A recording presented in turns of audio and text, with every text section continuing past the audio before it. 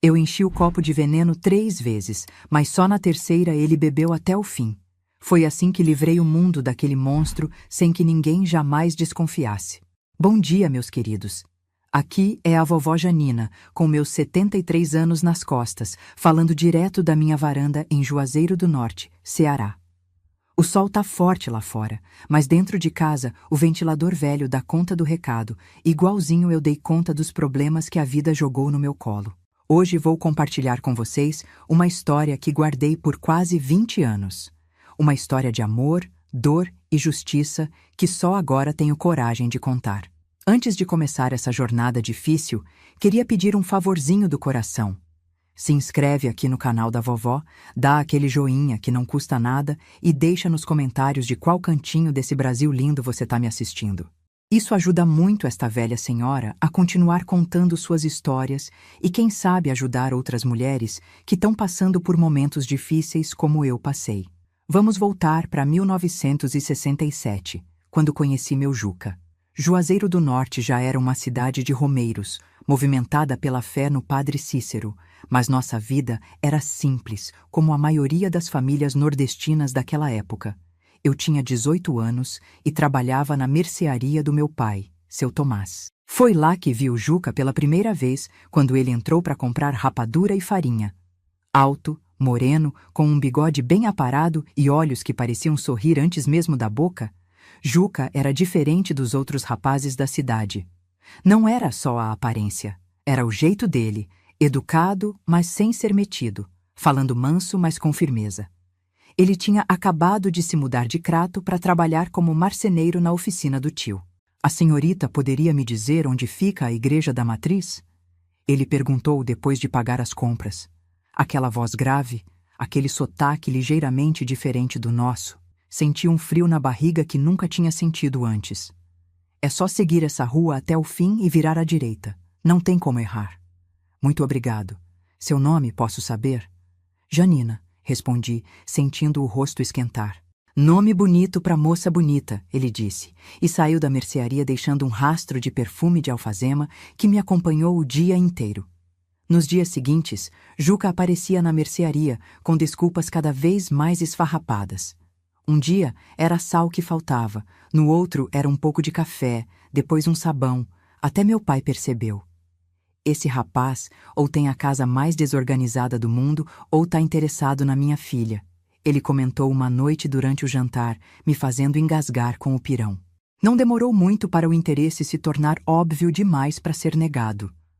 Numa tarde de domingo, após a missa, Juca pediu permissão ao meu pai para me levar para tomar um sorvete na praça. Eu quase morri de vergonha, mas por dentro meu coração dançava de felicidade. Naquele sorvete começou uma história de amor que durou mais de 30 anos. Juca era tudo que uma moça podia sonhar. Trabalhador, respeitador, carinhoso sem ser oferecido. Nosso namoro foi recatado como mandavam os costumes da época, sempre com algum parente por perto, mas nem isso diminuía a eletricidade que corria entre nós quando estávamos juntos. Vou trabalhar duro, juntar dinheiro e dar uma vida boa para você, Janininha, ele me prometia. E diferente de tantos homens que só prometem, meu Juca cumpria cada palavra. Em 1969, 2 anos depois de nos conhecermos, casamos numa cerimônia simples na igreja da matriz. Eu com um vestido branco costurado por minha mãe, ele com um terno emprestado do tio, mas ricos de amor e sonhos. Nossa lua de mel foi em Fortaleza, 3 dias numa pensão simples mas limpa, vendo o mar que eu nunca tinha visto antes. Foi a primeira vez que saí de Juazeiro, a primeira vez que vi o oceano, a primeira vez que me entreguei a um homem. Tudo com meu Juca tinha gosto de primeira vez, de coisa nova, de descoberta. Voltamos para Juazeiro e fomos morar num quartinho nos fundos da casa do tio dele enquanto juntávamos dinheiro para nossa própria casa. Juca trabalhava na marcenaria de segunda a sábado, eu ajudava fazendo doces para vender. Cada centavo era guardado com carinho, cada sacrifício valia a pena porque estávamos construindo nosso futuro juntos. Em 1970, descobri que estava grávida. A felicidade de Juca não cabia no peito. Ele saía contando para todo mundo que ia ser pai. Já planejava os brinquedos que ia fazer para o filho na marcenaria. Eu rezava todas as noites, agradecendo a Deus pela família que estávamos formando. Mas Deus tinha outros planos. No 5º mês de gravidez, comecei a sentir dores fortes, e antes que pudéssemos fazer qualquer coisa, perdi o bebê. Foi um menino. Íamos chamá-lo de José, como o pai de Juca. Enterramos nosso filho num caixãozinho branco. E enterramos junto um pedaço dos nossos corações. Muitos casamentos não resistem a uma perda assim, mas o meu Juca... meu Juca me surpreendeu mais uma vez. Em vez de se afastar, se aproximou. Em vez de me culpar, me consolou. Em vez de buscar consolo na cachaça como tantos homens fazem, buscou na fé e no trabalho. Deus sabe o que faz, Janininha, ele dizia quando me encontrava chorando. Nosso José está lá em cima olhando por nós e um dia teremos outros filhos.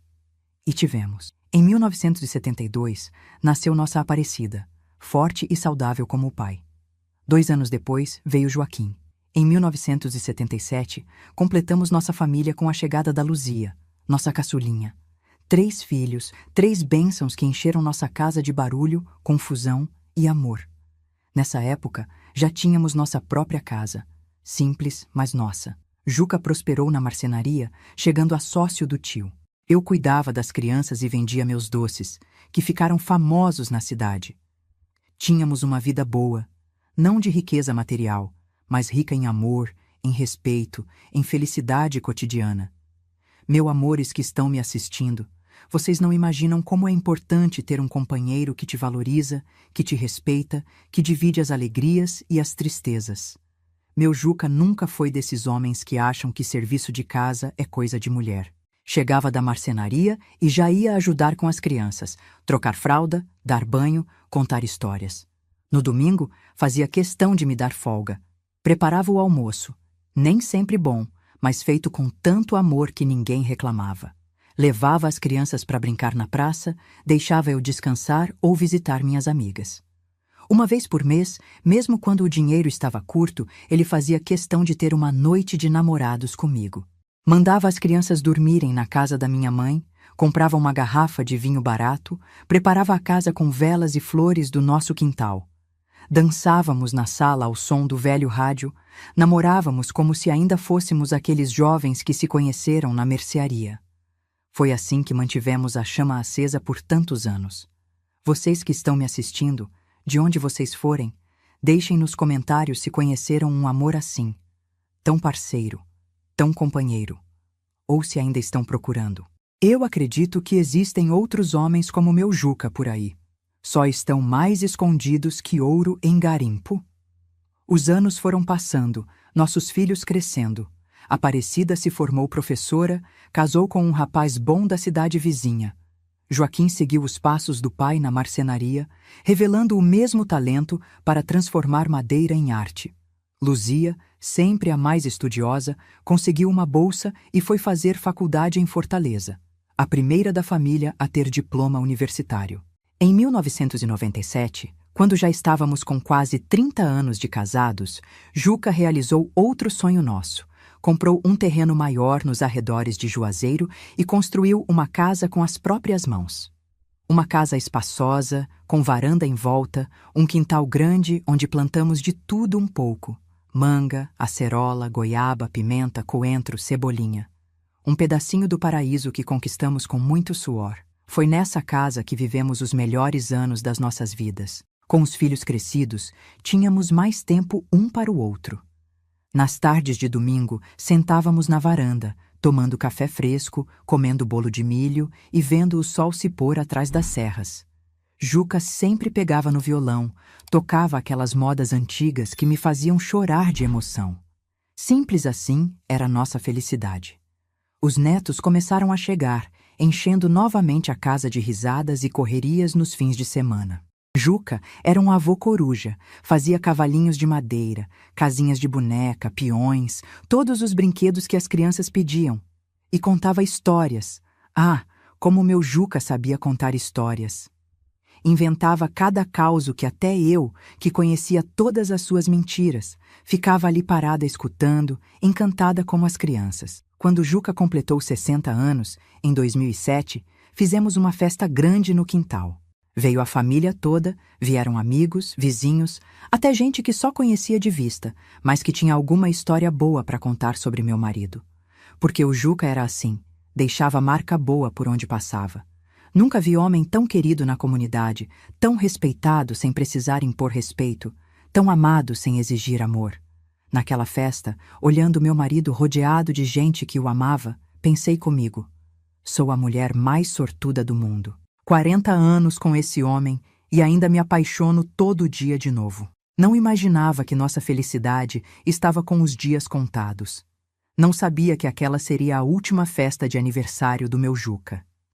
Não tinha ideia de que o destino estava preparando o golpe mais cruel da minha vida. E que depois dele viria outro ainda pior. Foi numa manhã de abril de 2008 que percebi algo diferente no meu Juca. Estávamos tomando café na varanda como sempre fazíamos. Ele lendo o jornal que o filho trazia da cidade. Eu terminando de passar um café fresquinho. De repente, a xícara caiu da mão dele, espatifando no chão de cimento queimado. Que susto, Juca! O que foi isso? Ele ficou olhando para a própria mão como se não a reconhecesse. Depois deu aquele sorriso que sempre me derretia e disse que não foi nada, que a xícara escorregou. Mas eu conhecia meu marido melhor que a palma da minha mão. Tinha algo errado. Naquela semana, notei que ele começou a derrubar mais coisas. A colher do almoço, as ferramentas na marcenaria, até o sabonete durante o banho. Você precisa ir no médico, Juca. Insisti depois de vê-lo derrubar a terceira ferramenta no mesmo dia. É só cansaço, mulher. Tenho dormido mal. Só isso. Mas não era só isso, e no fundo ele também sabia. Depois de 2 semanas de insistência, consegui que ele fosse comigo ao posto de saúde. A médica, doutora Carmen, uma jovem recém-formada que tinha vindo pelo programa do governo, examinou meu Juca com atenção. Seu José Augusto, ela disse com uma seriedade que me gelou a espinha. Vou encaminhar o senhor para fazer uns exames em Fortaleza. O mais rápido possível. No caminho de volta para casa, Juca tentou brincar para me animar. Disse que ia ser só uma viagem para conhecer a capital de novo, que não ia dar nada. Mas seu olhar não mentia. Ele estava com medo, e isso me apavorava mais que qualquer coisa. Em 40 anos juntos, poucas vezes vi medo nos olhos do meu marido. Conseguimos uma ambulância da prefeitura para nos levar à Fortaleza na semana seguinte. Foi uma viagem longa e silenciosa. Juca segurava minha mão com força, como se estivesse se agarrando a um salva-vidas. Eu rezava em silêncio, prometendo tudo a Deus, a Nossa Senhora, ao Padre Cícero. Qualquer coisa para que não fosse nada grave. Mas era. Depois de uma bateria de exames, o neurologista nos deu o diagnóstico que mudaria nossas vidas para sempre. Esclerose lateral amiotrófica, ou ELA, como eles chamam. Uma doença que ia, aos poucos, paralisar todos os músculos do corpo do meu Juca, até que ele não conseguisse mais se mover, falar, engolir e, por fim, respirar. Quanto tempo ele tem, doutor? Perguntei, segurando as lágrimas. É difícil precisar, dona Janina. A doença progride de forma diferente em cada pessoa. Pode ser 1 ano, podem ser 3, raramente mais que isso. 1 ano. Talvez 3. Depois de 40 anos juntos, era só o que nos restava. Voltamos para Juazeiro em silêncio, cada um perdido nos próprios pensamentos, nas próprias orações, no próprio desespero silencioso. Naquela noite, deitados na nossa cama, Juca chorou pela primeira vez desde que o conheci. Não um choro escandaloso, mas lágrimas silenciosas que desciam pelo rosto cansado enquanto ele olhava para o teto. Não é justo, Janininha, ele sussurrou. Tínhamos tantos planos ainda. Enxuguei suas lágrimas com a ponta do lençol, engolindo as minhas próprias. Alguém tinha que ser forte naquele momento, e meu Juca já tinha sido forte por nós dois a vida toda. Era minha vez. Vamos aproveitar cada dia que nos resta, meu velho. Cada minuto. Vou cuidar de você como você sempre cuidou de mim. Vou ser suas pernas, seus braços, tudo o que você precisar. Os meses seguintes foram uma montanha-russa de emoções. Tivemos que contar aos filhos, o que partiu nossos corações de novo. Ver Aparecida, Joaquim e Luzia chorando pelo pai ainda com vida era como uma facada no peito. Mas depois do choque inicial, eles se uniram ao redor do pai como uma muralha de amor. Joaquim assumiu a marcenaria completamente para que o pai pudesse descansar. Aparecida vinha todos os dias depois da escola para ajudar nos cuidados. Luzia largou o emprego em Fortaleza e voltou para casa para ficar conosco. Meu pai é mais importante que qualquer carreira, ela disse quando tentei argumentar. Os vizinhos, os amigos, toda a comunidade se mobilizou. Um fez rampa na entrada da casa para quando a cadeira de rodas fosse necessária. Outro adaptou o banheiro. Alguém trazia uma comida diferente todo dia. Outro vinha só para conversar e distrair o Juca. Juazeiro mostrou por que sempre foi conhecida como terra de fé e solidariedade. A doença avançou como o médico tinha previsto. Primeiro, Juca perdeu a força nas mãos. Ele, que era tão habilidoso com a madeira, já não conseguia segurar um garfo direito. Depois, foram as pernas que começaram a falhar nas caminhadas que tanto gostávamos de fazer pela manhã. Em 6 meses, ele já precisava de apoio para andar pela casa.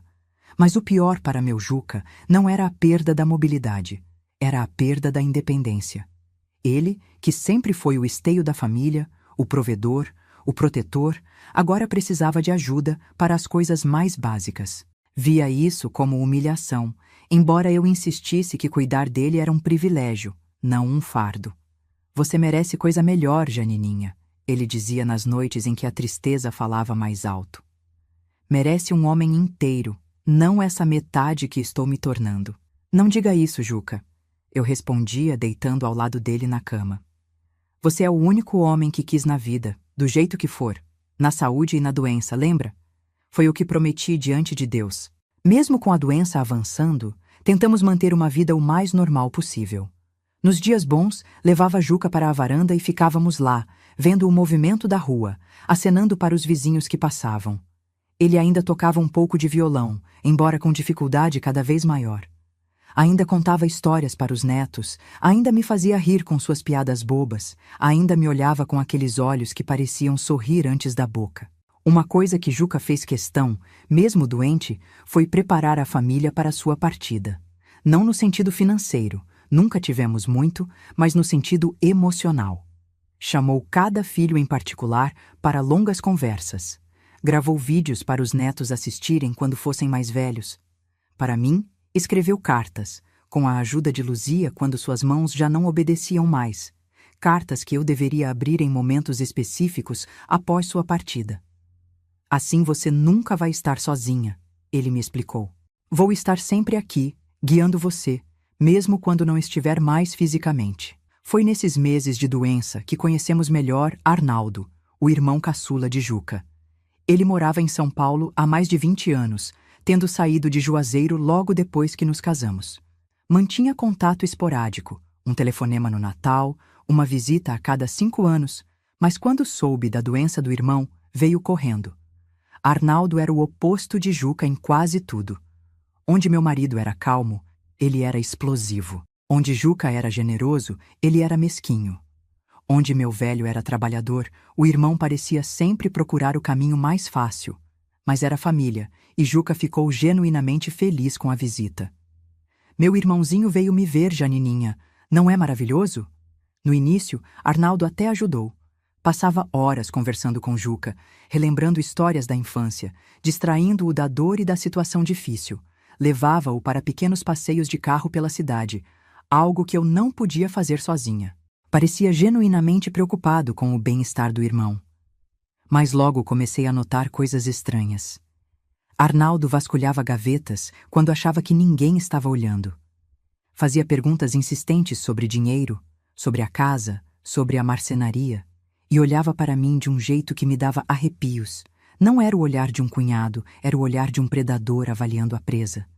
Comentei com Juca, mas ele, sempre vendo o melhor nas pessoas, especialmente na família, minimizou minhas preocupações. Arnaldo sempre foi curioso demais, desde criança. Não significa nada. E esse jeito de olhar é da família, eu também tenho. Você que está interpretando mal. Deixei pra lá. Não queria preocupar meu marido com o que podia ser apenas impressão minha. Afinal, estávamos todos estressados, cansados, emocionalmente esgotados pela situação. Talvez eu estivesse mesmo vendo coisas onde não existiam. No início de 2009, cerca de 10 meses após o diagnóstico, Juca piorou drasticamente. Já não conseguia engolir direito, precisava de comida pastosa. A fala ficou arrastada, difícil de entender para quem não convivia diariamente com ele.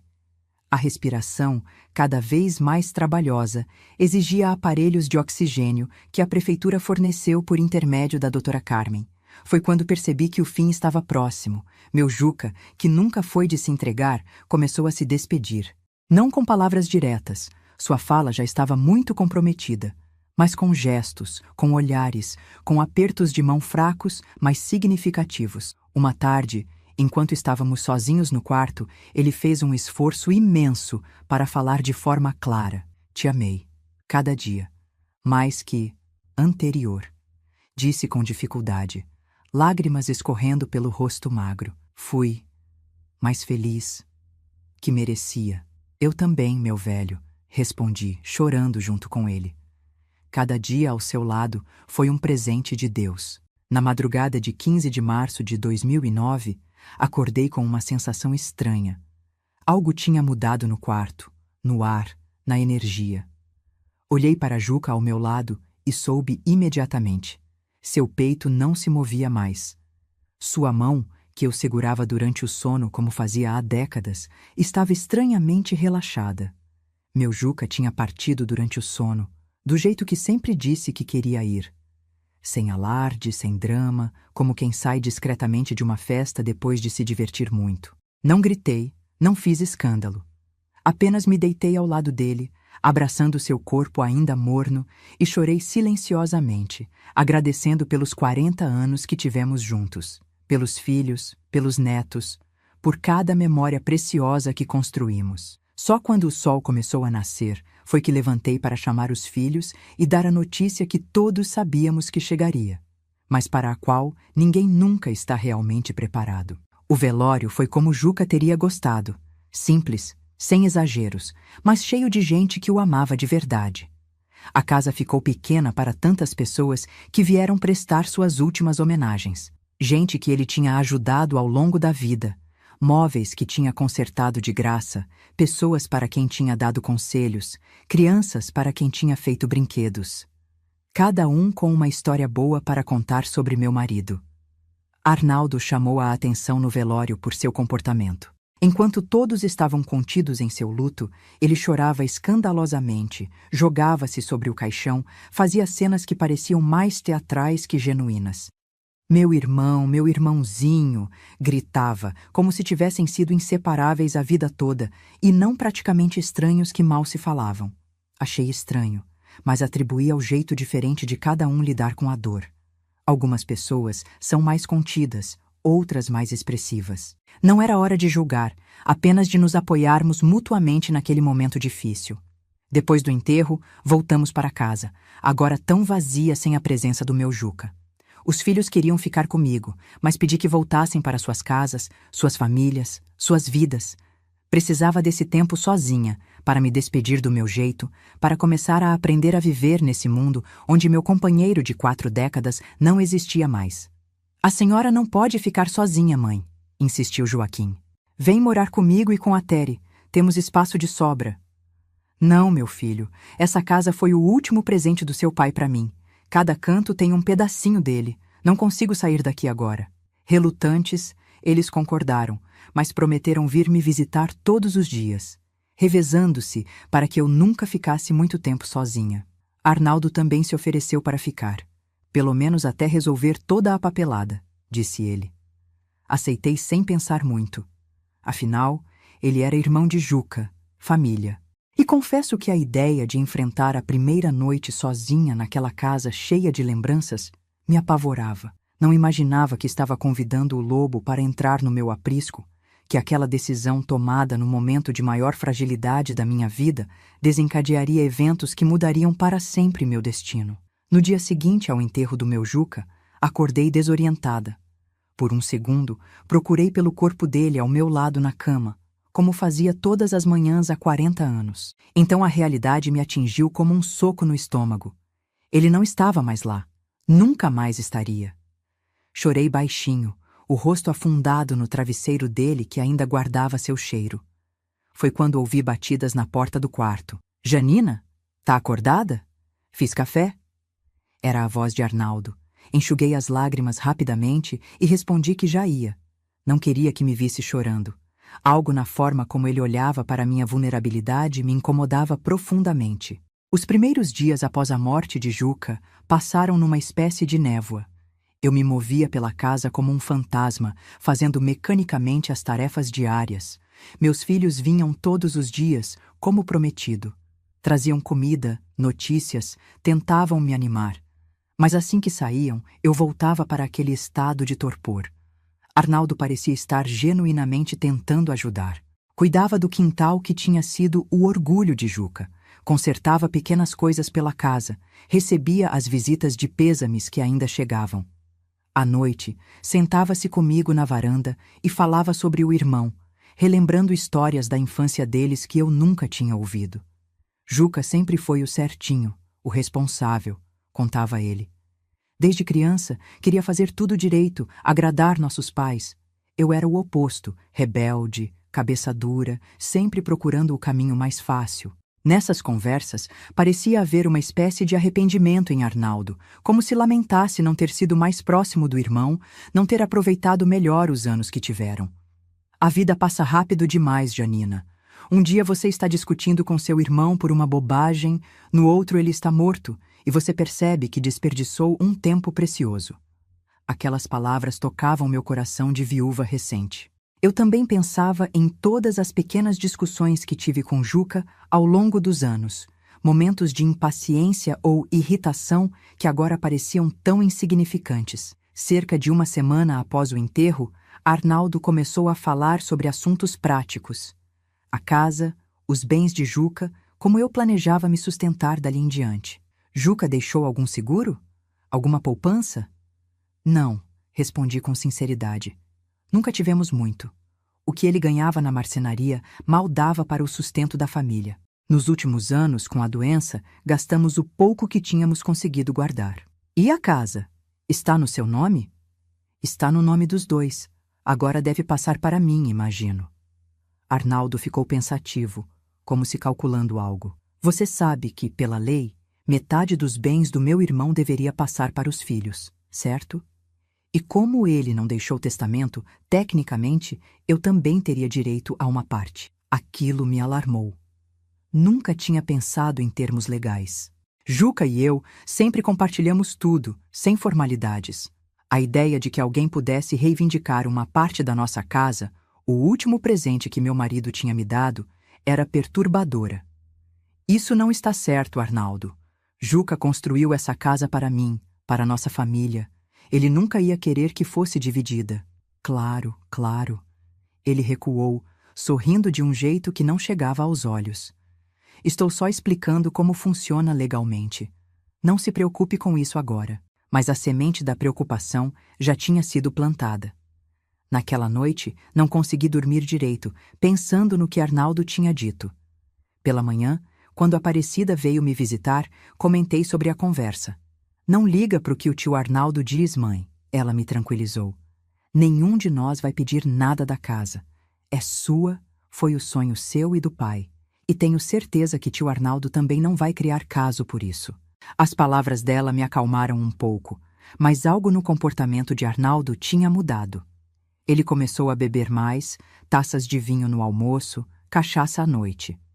Ficava olhando para mim de um jeito que me fazia sentir desconfortável, como se me avaliasse, e fazia comentários cada vez mais frequentes sobre como eu estava bem conservada para a idade. Juca teve sorte, disse ele uma noite, já visivelmente alterado pela bebida. 40 anos com uma mulher como você. Se fosse comigo, não deixaria você sair dessa cama. Fiquei gelada com o comentário, sem saber como responder. Fingi não entender a insinuação e mudei de assunto rapidamente. Mas a sensação de desconforto permaneceu, como um peso no estômago. Nas noites seguintes, comecei a trancar a porta do meu quarto. Dizia a mim mesma que estava sendo paranoica, que Arnaldo era apenas um homem sem filtro social, especialmente quando bebia, que jamais faria algo contra mim, a viúva do irmão que tanto dizia amar e respeitar. No domingo, 2 semanas após a morte de Juca, fizemos um almoço em família. Todos os filhos vieram com seus cônjuges e filhos. Por algumas horas, a casa voltou a ter vida, barulho, movimento. Aquele breve momento de normalidade foi como um bálsamo para minha alma ferida. Arnaldo participou do almoço, mais contido na bebida por causa da presença dos sobrinhos. Parecia perfeitamente normal, amigável, até carinhoso. Mais uma vez, pensei que minhas suspeitas sobre ele eram exageradas, fruto do meu estado emocional fragilizado. Depois que todos foram embora, Arnaldo ajudou-me a limpar a cozinha. Conversamos sobre amenidades enquanto lavávamos os pratos, o tempo que continuava seco, as notícias da televisão, como os netos estavam crescendo rápido. Você tem uma família linda, Janina, comentou ele, guardando os últimos copos. Juca deve estar orgulhoso, olhando lá de cima. Espero que sim, respondi, sentindo as lágrimas voltarem. Sempre que falava sobre Juca no passado, a realidade de sua ausência me atingia com força renovada. Não chora, disse Arnaldo, aproximando-se e colocando a mão no meu ombro. Juca não ia querer te ver assim. O gesto poderia ter sido de conforto, mas havia algo mais. A mão que escorregou do ombro para minhas costas, descendo mais do que deveria. O corpo que se aproximou demais do meu. A respiração quente no meu pescoço. Afastei-me bruscamente, assustada. O que você está fazendo, Arnaldo? Ora, Janina, não se faça de desentendida. Ele respondeu, a voz mudando para algo que nunca tinha ouvido antes. Fria, calculista. Você acha que não percebi como olha para mim? Como se insinua? Você está louco! Exclamei, genuinamente chocada. Acabei de perder meu marido, seu irmão. E daí? A vida continua. Você é uma mulher experiente. Eu sou um homem sozinho. Somos adultos, sabemos o que queremos. Tentei sair da cozinha, mas ele bloqueou meu caminho, encurralando-me contra a pia. O cheiro de álcool em seu hálito era forte, embora não tivesse bebido muito durante o almoço. Percebi então que devia estar bebendo escondido, provavelmente desde cedo. Me deixa passar, Arnaldo. Isso não está certo. O que não está certo é você se fazer de difícil depois de semanas me provocando. Ele rosnou, agarrando meu braço com força. Acha que não vi como rebola pela casa? Como usa essas roupas provocantes? Olhei para mim mesma, incrédula. Vestia uma saia comprida e uma blusa de manga, roupas simples de domingo que usava há anos. Nada remotamente provocante. Percebi então que não estava lidando com um homem racional. A bebida, o luto pelo irmão, ou talvez uma maldade que sempre esteve lá, escondida, tinham transformado Arnaldo em alguém perigoso. Nossos filhos vão chegar a qualquer momento. Menti, tentando assustá-lo. Joaquim disse que voltaria para buscar a forma de bolo que esqueceu. Ele hesitou por um segundo e aproveitei para empurrá-lo e correr para meu quarto. Tranquei a porta e empurrei a cômoda contra ela, tremendo dos pés à cabeça. Ouvi Arnaldo gritando do outro lado, batendo na madeira, ameaçando arrombar se eu não abrisse. Você me deve, sua vadia ingrata! Acha que fiquei aqui por quê? Por caridade? Vim buscar o que é meu por direito? Por horas, fiquei encolhida na cama, ouvindo-o vagar pela casa, quebrando coisas, gritando obscenidades, prometendo que eu ia pagar por rejeitá-lo. Em algum momento, o barulho parou. Pensei que talvez tivesse caído no sono, bêbado demais para continuar seu tormento. Por volta das 3 da manhã, quando o silêncio já durava mais de 1 hora, decidi que era seguro sair do quarto. Precisava chegar ao telefone na sala para ligar para Joaquim. Não podia passar nem mais 1 minuto sob o mesmo teto que aquele homem. Removi silenciosamente a cômoda, destrancando a porta com o máximo de cuidado para não fazer barulho. A casa estava escura e silenciosa. Caminhei nas pontas dos pés pelo corredor, guiando-me pela fraca luz que vinha da janela da sala. Foi quando senti o golpe na parte de trás da cabeça. Não vi quem me atingiu, mas soube imediatamente que era Arnaldo. A dor explodiu, ofuscante, e caí de joelhos. Antes que pudesse me recuperar, Ele me agarrou pelos cabelos, arrastando-me de volta para o quarto. Achou que ia escapar, é? Que ia chamar seus filhinhos para te salvar? O que se seguiu foi o pior pesadelo que uma mulher pode viver. Arnaldo, o irmão do homem que amei por 40 anos, me jogou na cama que compartilhei com Juca por décadas.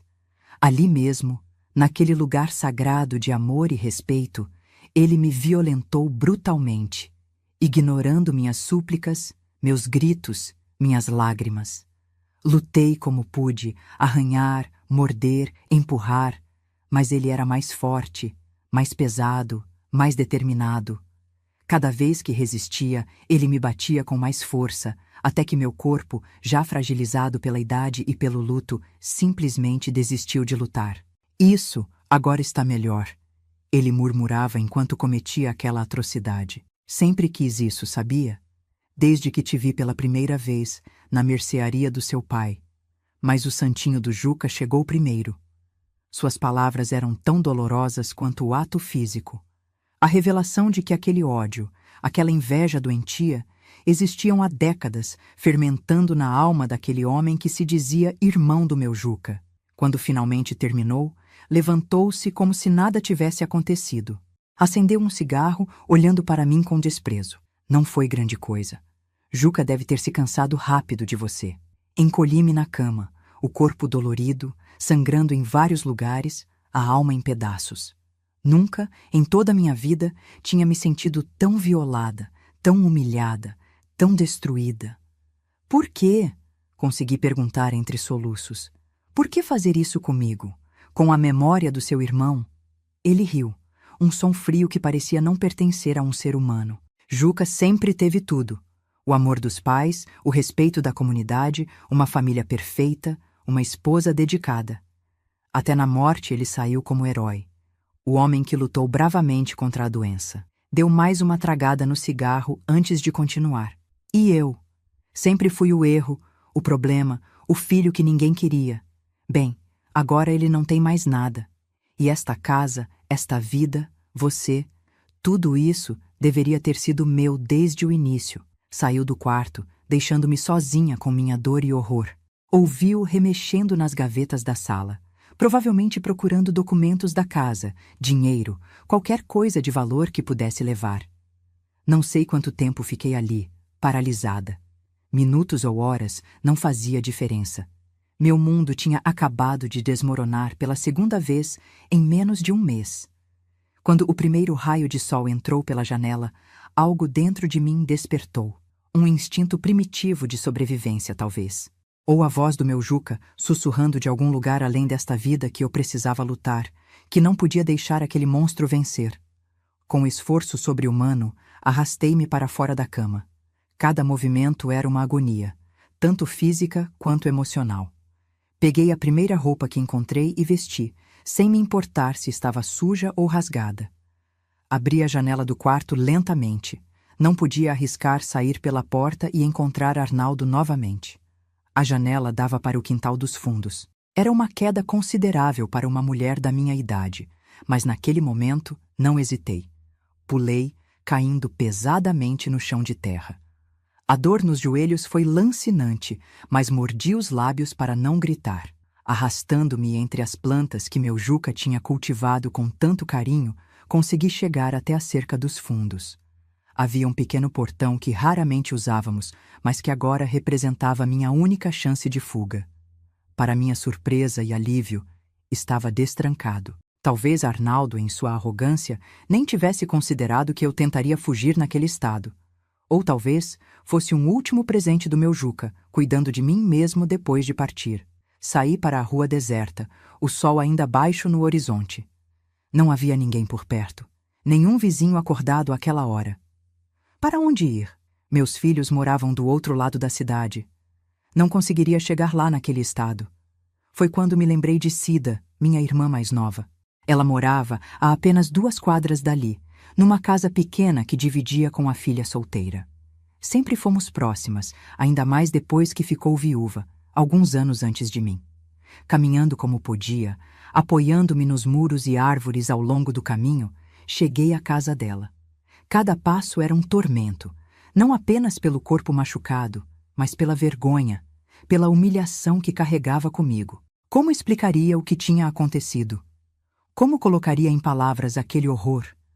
Bati na porta dela com as poucas forças que me restavam. Quando Cida abriu, o sol já iluminava completamente meu estado deplorável. O rosto inchado, os lábios cortados, as manchas de sangue na roupa, os hematomas começando a aparecer nos braços e pernas. Seus olhos se arregalaram em choque e horror. Meu Deus do céu, Janina! O que aconteceu com você? Abri a boca para responder, mas nenhum som saiu. Em vez disso, meu corpo finalmente cedeu e caí desmaiada nos braços da minha irmã, as trevas da inconsciência sendo um alívio bem-vindo depois do inferno que tinha vivido. Quando acordei, estava deitada na cama de Cida.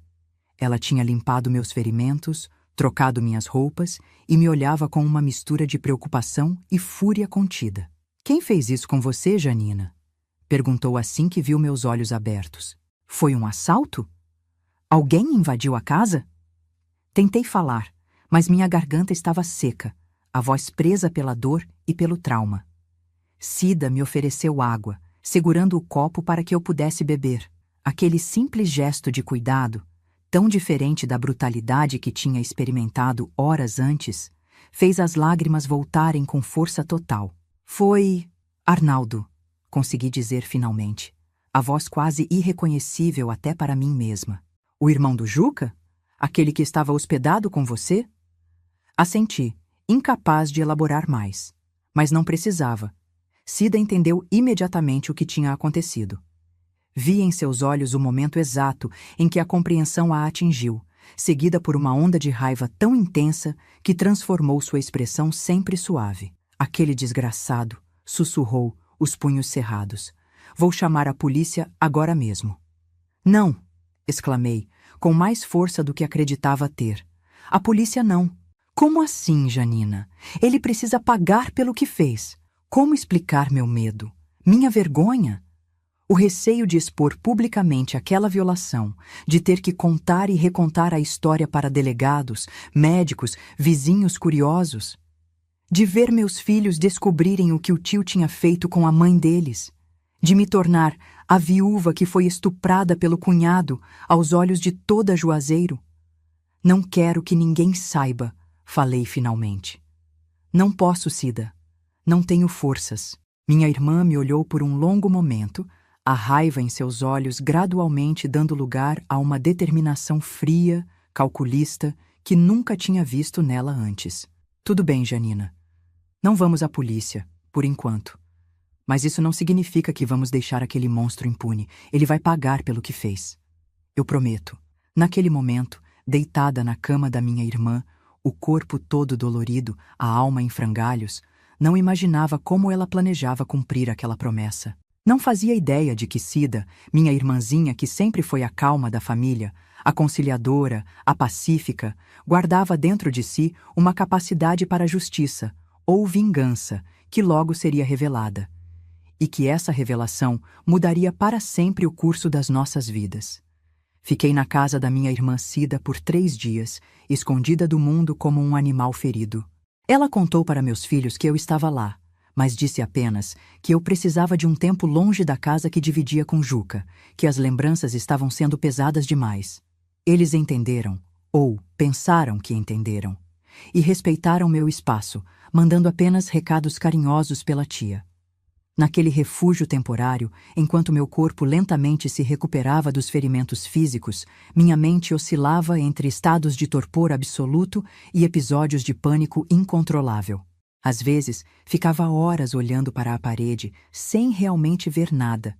Em outros momentos, qualquer barulho mais alto, uma porta batendo, uma panela caindo, me fazia pular da cama, tremendo como vara verde, pronta para me defender de um ataque que existia apenas na minha cabeça machucada. Cida cuidou de mim como uma mãe cuida de uma criança doente. Preparava caldos nutritivos que eu mal conseguia engolir. Trocava os curativos dos meus ferimentos com mãos delicadas. Penteava meus cabelos embranquecidos que tinham virado uma massa emaranhada na noite do ataque. E, mais importante, não me pressionava a falar, a explicar, a decidir o que fazer a seguir. Na manhã do quarto dia, enquanto tomávamos café na pequena cozinha dela, Cida finalmente quebrou o silêncio sobre o assunto que pairava entre nós como uma nuvem escura. Recebi notícias, Janina. Arnaldo ainda está na sua casa. Senti o estômago revirar, derrubando a xícara que segurava. O café quente espalhou-se pela mesa, mas nenhuma de nós se moveu para limpar. Como você sabe, tenho meus meios, respondeu Cida com uma firmeza que não combinava com sua natureza normalmente suave. Ele está lá, agindo como se a casa fosse dele. Disse aos vizinhos que você foi visitar parentes em Fortaleza, que pediu a ele que tomasse conta de tudo enquanto estivesse fora. Aquela informação me atingiu como um soco no estômago. Não bastava ter me violentado da pior forma possível. Agora, Arnaldo estava se apropriando da minha casa, da minha vida, apagando minha existência como se eu fosse um inconveniente que precisava ser removido. Precisamos fazer alguma coisa, Janina, continuou Cida, colocando sua mão sobre a minha.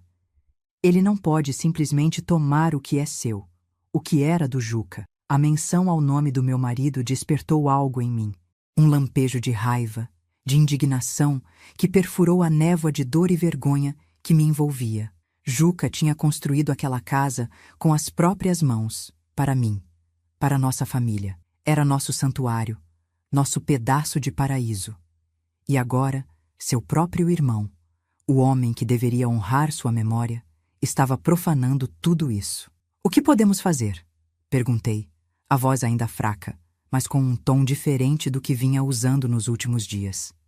Já disse que não quero ir à polícia.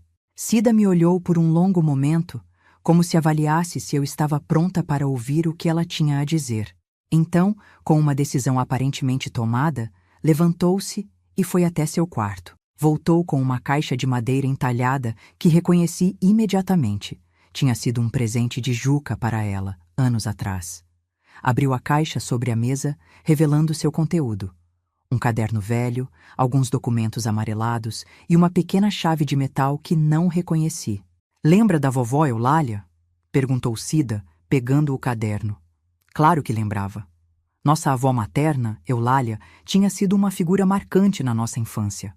Uma mulher forte, independente, que criou sozinha 5 filhos depois que o marido morreu na construção da estrada de ferro. Nos anos 1930, uma viúva com 5 crianças pequenas tinha poucas opções de sobrevivência, especialmente no interior do Nordeste. Mas vovó Eulália não apenas sobreviveu, prosperou. Lembro, claro, o que tem ela?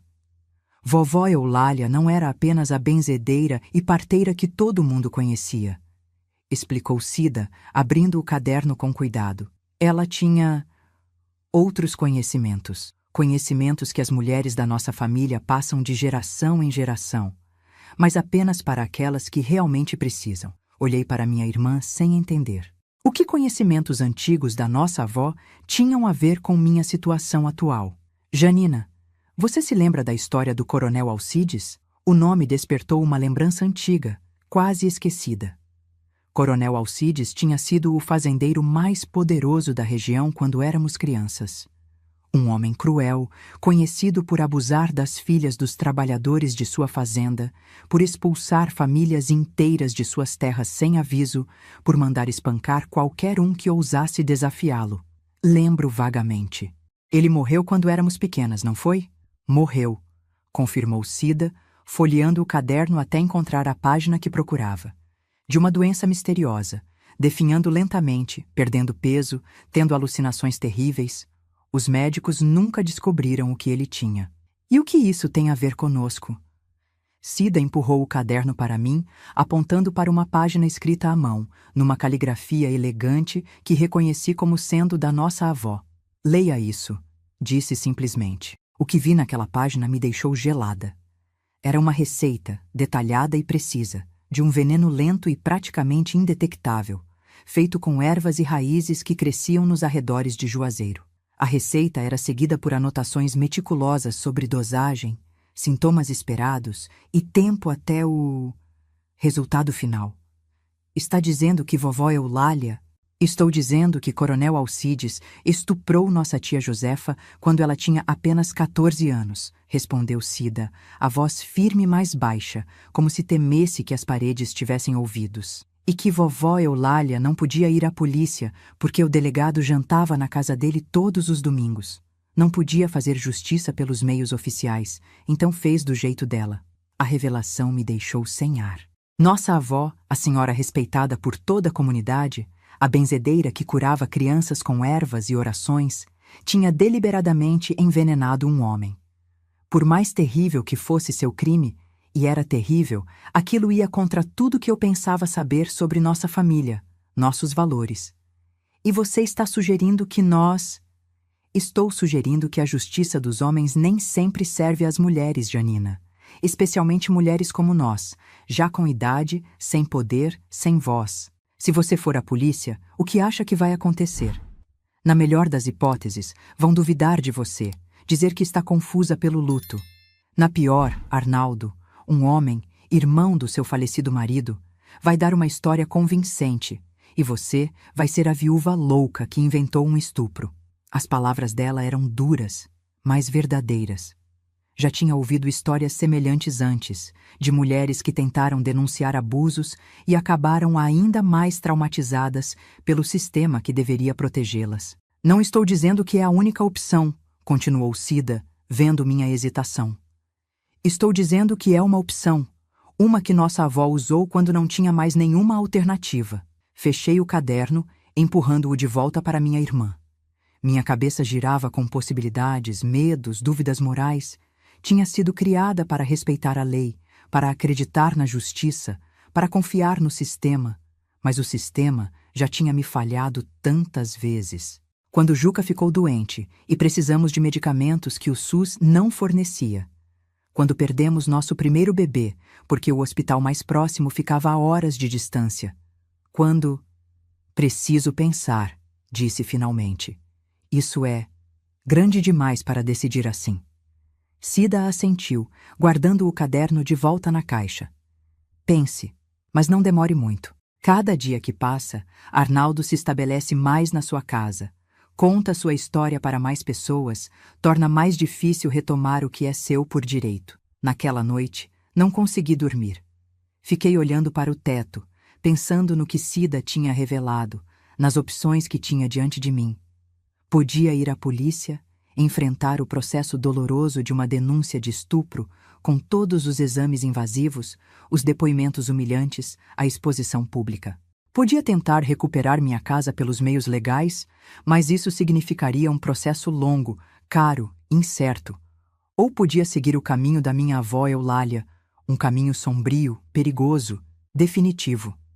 De madrugada, levantei-me da cama e fui até a cozinha buscar um copo d'água. Para minha surpresa, encontrei Cida sentada à mesa, bebendo chá, como se estivesse me esperando.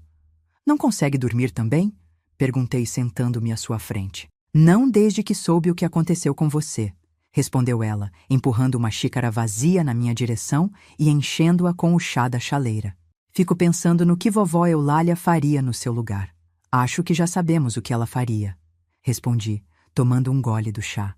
Era de camomila, suave e reconfortante. Sim, concordou Cida, mas a decisão não é dela, é sua.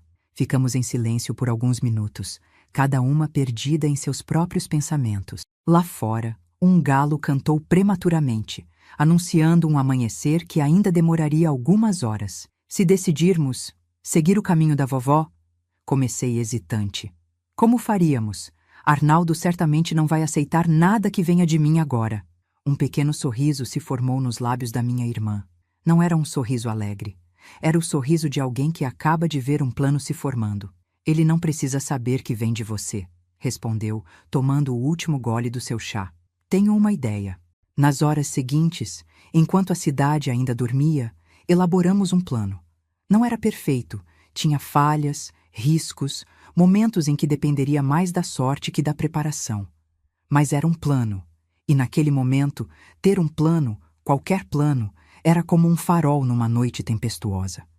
Vamos precisar da ajuda de Dona Zefinha, disse Cida, referindo-se à filha mais velha da nossa avó, nossa tia que tinha continuado o legado de Eulália como benzedeira e conhecedora das ervas do sertão. Ela tem acesso a todas as plantas que precisamos e ninguém questionará se ela estiver colhendo ervas medicinais. Assenti, percebendo que o plano de Cida já estava mais avançado do que parecia inicialmente. Ela provavelmente tinha pensado em tudo isso nos dias em que cuidou de mim em silêncio, planejando enquanto eu me recuperava. E como vamos fazer Arnaldo tomar? Seja lá o que for. Deixa isso comigo, respondeu Cida, com uma confiança que não combinava com sua natureza normalmente cautelosa.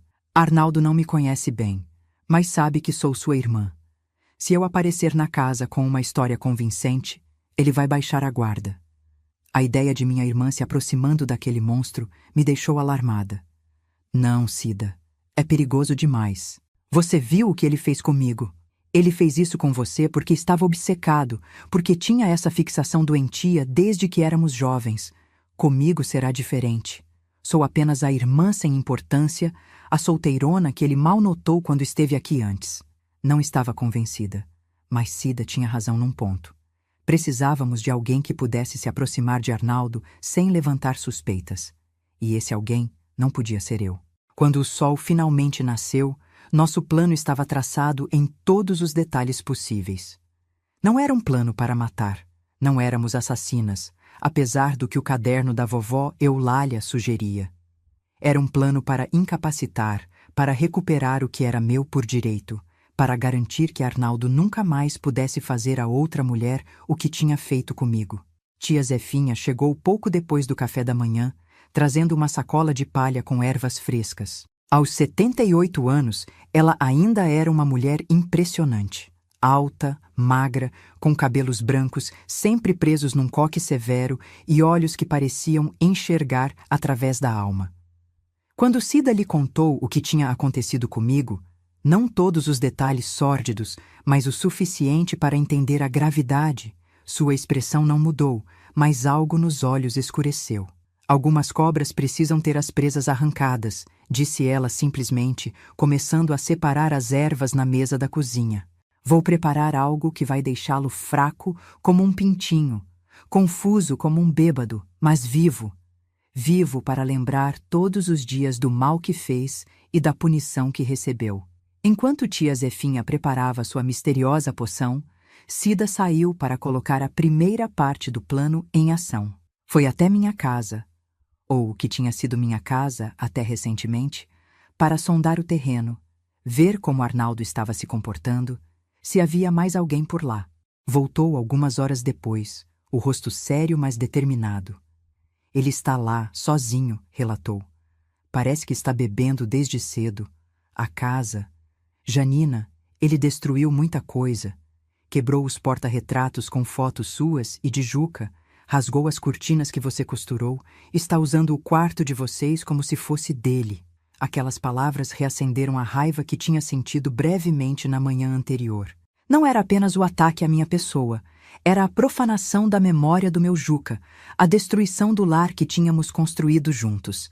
Isso, de alguma forma, parecia ainda mais imperdoável. Também descobri outra coisa, continuou Cida, abaixando a voz. Ele tem uma arma. Vi quando abriu a gaveta da cômoda para pegar cigarros. Está guardada ali, enrolada num pano. A informação complicava nosso plano. Uma coisa era enfrentar um homem violento, outra completamente diferente era enfrentar um homem violento e armado. Precisamos repensar, disse, sentindo o medo voltando a me dominar. É arriscado demais. Não, respondeu Cida com surpreendente firmeza.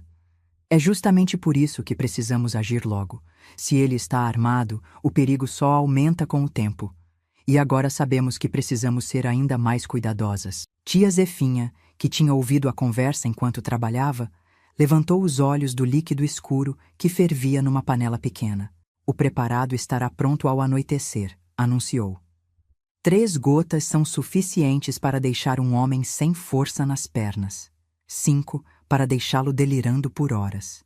7 deixou a frase no ar, mas o significado estava claro. 7 gotas seriam fatais. Não era esse o nosso objetivo.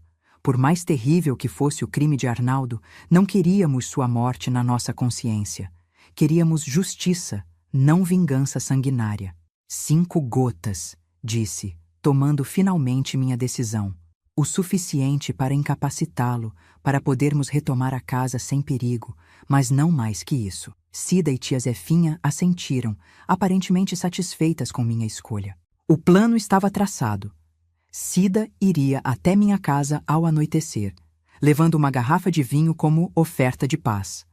Diria a Arnaldo que eu tinha lhe contado sobre nossa briga, minimizando brutalmente o que realmente aconteceu, e que ela estava ali para mediar, para tentar encontrar uma solução que funcionasse para todos. O vinho, claro, estaria preparado com as 5 gotas da poção de tia Zefinha.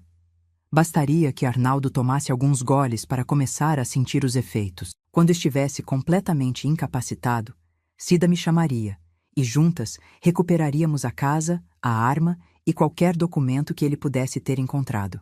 E depois? Perguntei, percebendo que nosso plano só chegava até esse ponto. O que fazemos com ele depois? Deixamos na rodoviária, com uma passagem só de ida para São Paulo, respondeu Cida prontamente. Se ele acordar durante o trajeto, estará longe demais para voltar facilmente. E na condição em que estará, parecerá apenas mais um bêbado dormindo no ônibus. O plano não era perfeito, mas era o melhor que podíamos fazer nas circunstâncias. E mais importante, não envolvia matar ninguém, apenas recuperar o que era meu por direito e garantir que Arnaldo nunca mais pudesse me fazer mal. Quando o sol começou a se pôr, Cida se preparou para sair. Vestia um vestido simples, mas bonito. Tinha penteado os cabelos com cuidado, até passado um pouco de batom. Tudo para parecer o mais inofensiva possível, apenas uma mulher de meia idade tentando ajudar a resolver um conflito familiar. Tome cuidado, pedi, abraçando-a com força. Se sentir qualquer coisa errada, saia de lá imediatamente. Não vale a pena arriscar sua vida por uma casa. Não é só uma casa, Janina, respondeu ela, retribuindo o abraço. É justiça.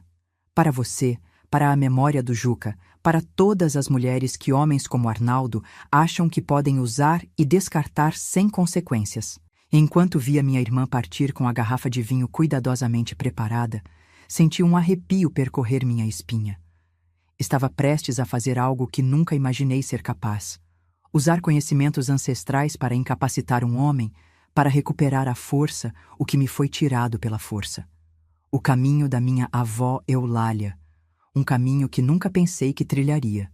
Mas como Cida tinha dito, a justiça dos homens nem sempre serve às mulheres. E naquela noite de abril de 2009, na pequena Juazeiro do Norte, 2 senhoras de cabelos grisalhos estavam prestes a provar que a justiça, quando negada pelos canais oficiais, encontra outros caminhos para se manifestar.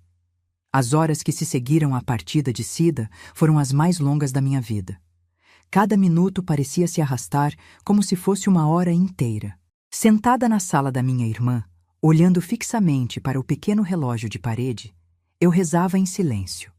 Não apenas pelas nossas almas que estavam prestes a cometer algo que ia contra todos os princípios com os quais fomos criadas, mas principalmente pela segurança de Cida, que naquele momento estava na toca do lobo.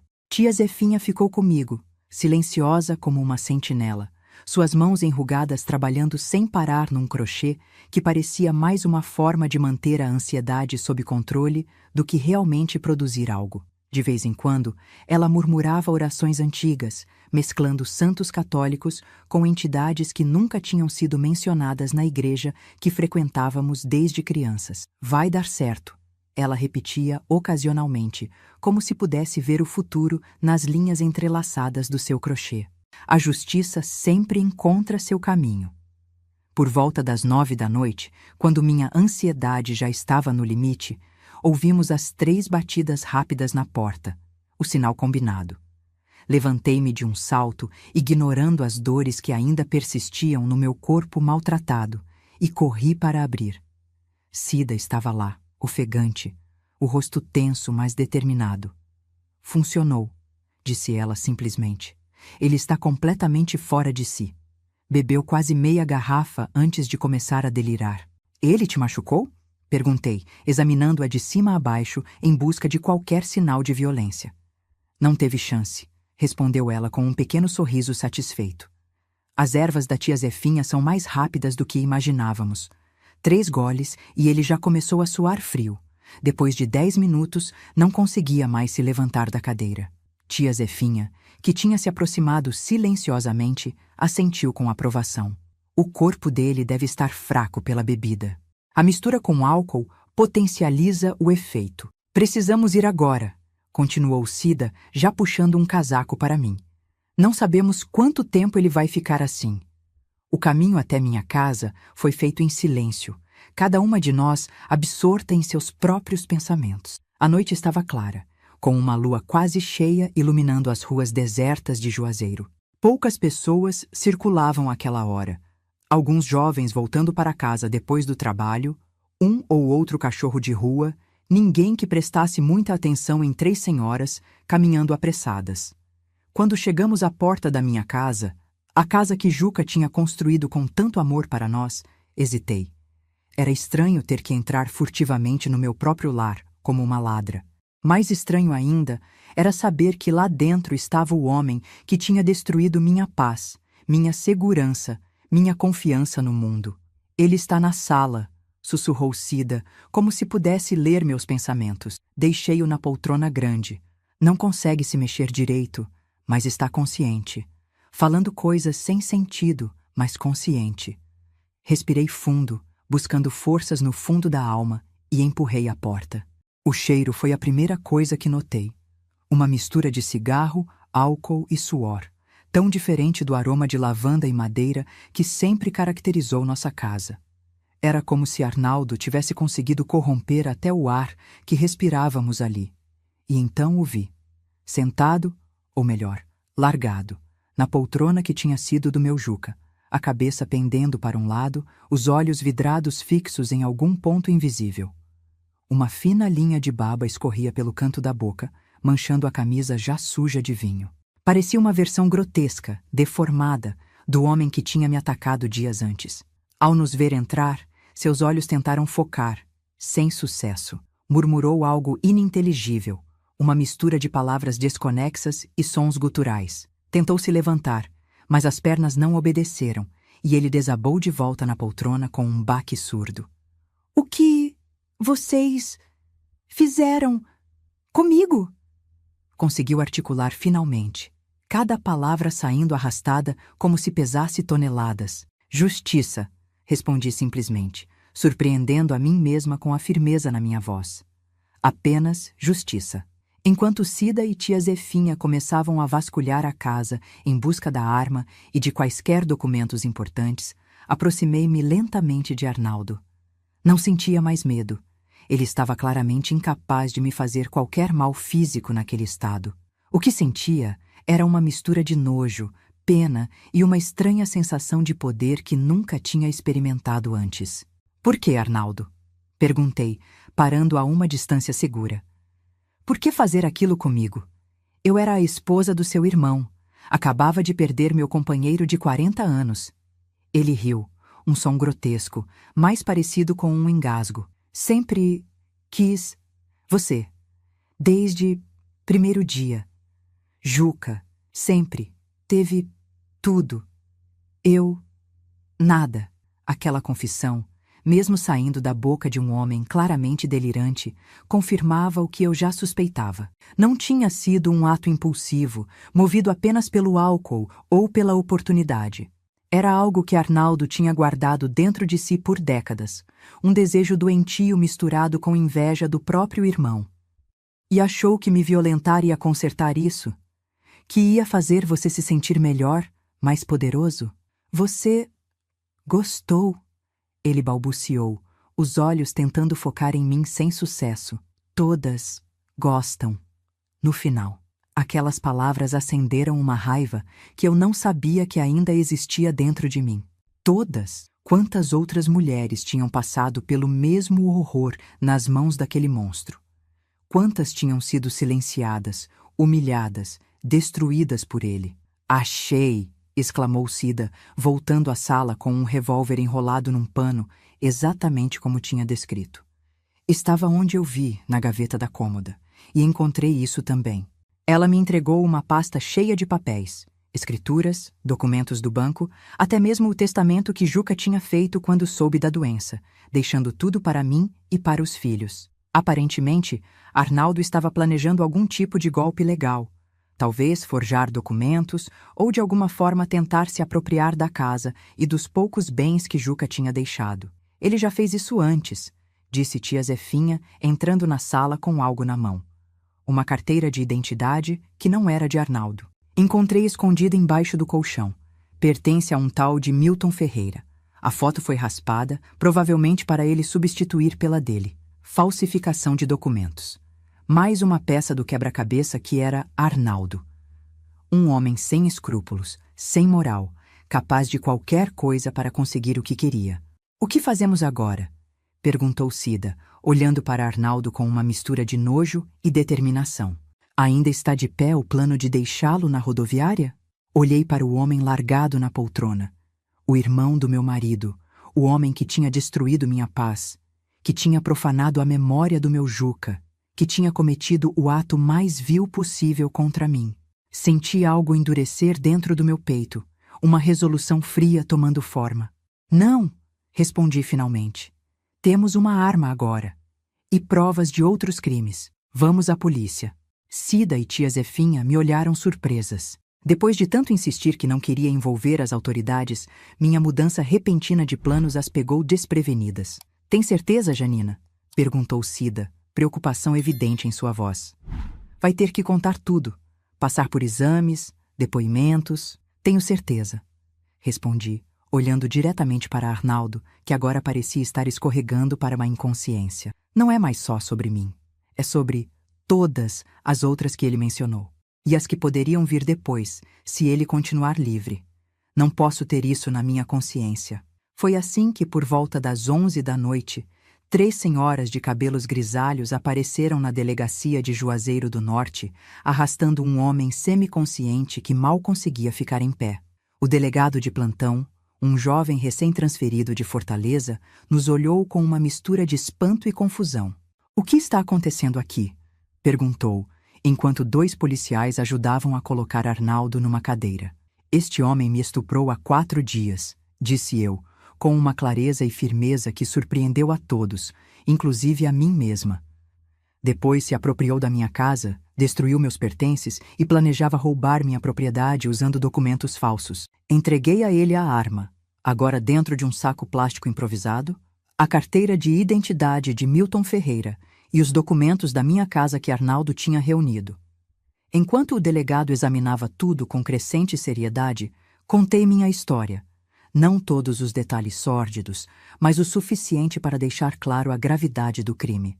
E o estado dele? Perguntou o delegado, olhando para Arnaldo, que agora balbuciava incoerentemente, os olhos revirando nas órbitas. Bebeu demais, respondeu Cida prontamente. Quando chegamos na casa para recuperar os documentos, ele já estava assim. Deve ter bebido a noite toda, julgando pelo número de garrafas vazias que vimos por lá. Não era exatamente uma mentira. Arnaldo realmente tinha bebido muito, tanto naquela noite quanto nos dias anteriores. O delegado pareceu aceitar a explicação, provavelmente acostumado a ver bêbados em estados similares. Vamos registrar sua denúncia, dona Janina, disse ele finalmente. Mas preciso avisá-la que casos como esse são complicados, sem evidências físicas imediatas, sem testemunhas do ato em si. Eu sei, interrompi, sei como funciona. Mas faço questão de registrar mesmo assim. E tenho testemunhas da agressão que sofri depois. Minha irmã e minha tia me encontraram machucada, sangrando. Quanto aos outros crimes, a invasão de domicílio, os documentos falsos, a arma ilegal, esses são mais fáceis de provar, não são? O delegado assentiu, um pequeno sorriso de admiração formando-se no canto da boca. Não era todo dia que 3 senhoras apareciam em sua delegacia com provas tão contundentes de múltiplos crimes, falando com a clareza e determinação de advogadas experientes. As horas seguintes foram exatamente como eu temia. Exames invasivos no pequeno hospital da cidade, depoimentos detalhados, perguntas que me faziam reviver o horror da noite do ataque. Mas em cada momento difícil, Cida e tia Zefinha estavam ao meu lado, segurando minhas mãos, me dando a força que eu precisava para continuar. Quando o sol começou a nascer, estávamos exaustas, mas satisfeitas. Arnaldo tinha sido oficialmente preso, não apenas pelo que fez comigo, que seria mais difícil de provar em tribunal, mas pelos crimes de invasão de domicílio, posse ilegal de arma de fogo, falsificação de documentos e tentativa de estelionato. Crimes suficientes para mantê-lo atrás das grades por um bom tempo. O que acham que vai acontecer com ele? Perguntei, enquanto caminhávamos lentamente de volta para casa. Minha casa, que agora poderia voltar a ocupar sem medo. Com a ficha que levantamos no sistema, não vai ser pouco tempo, respondeu Cida. Parece que nosso querido cunhado tem passagens por crimes semelhantes em São Paulo. Estava foragido, inclusive. Talvez seja por isso que veio para cá quando soube da doença do Juca. Estava fugindo da justiça paulista. Aquela informação não me surpreendeu. De alguma forma fazia sentido. Arnaldo sempre foi o irmão problemático, o que nunca se estabelecia, que mudava de cidade constantemente. Agora, sabíamos por quê. Ao chegarmos em casa, a primeira coisa que fiz foi abrir todas as janelas, deixando o ar fresco da manhã entrar e levar embora o cheiro de cigarro e bebida que Arnaldo tinha deixado. Depois, com a ajuda de Cida e tia Zefinha, comecei a limpar, a restaurar, a recuperar meu espaço. Arrumamos os porta-retratos quebrados, substituindo os vidros. Penduramos de volta as fotos de Juca que Arnaldo tinha jogado no lixo. Lavamos, esfregamos, polimos cada superfície, como se pudéssemos fisicamente remover os traços da presença dele na casa. Por volta do meio-dia, quando a limpeza já estava bem avançada, ouvimos batidas na porta. Era Joaquim, meu filho, com uma expressão preocupada no rosto. Mãe, o que está acontecendo? Acabei de saber que a senhora está aqui e que tio Arnaldo foi preso. Respirei fundo, preparando-me para a conversa mais difícil que teria. Com Cida e tia Zefinha ao meu lado, contei a Joaquim o que tinha acontecido. Não todos os detalhes gráficos, mas o suficiente para que entendesse a gravidade da situação. Vi seu rosto passar do choque para a incredulidade, depois para a raiva, e finalmente para uma dor profunda que partiu meu coração. Lágrimas escorriam livremente por seu rosto, tão parecido com o do pai. Por que a senhora não me chamou? Por que enfrentou isso sozinha? Perguntou ele, a voz embargada. Não estava sozinha, respondi, segurando sua mão.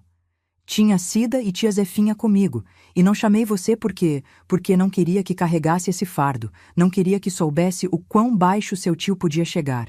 Eu devia ter matado ele, murmurou Joaquim, os punhos cerrados de raiva. Devia ter desconfiado quando ele começou a agir estranho, dizendo que a senhora tinha viajado. Não, meu filho, interrompi firmemente. Violência gera violência. Já tivemos o suficiente disso nesta família. Agora, Arnaldo está nas mãos da justiça, onde deveria estar. E nós vamos seguir em frente, juntos. Nas semanas que se seguiram, a notícia do que Arnaldo tinha feito se espalhou pela pequena Juazeiro. Não consegui evitar. Numa cidade daquele tamanho, uma prisão raramente passa despercebida, especialmente quando envolve o irmão de um homem tão querido como meu Juca.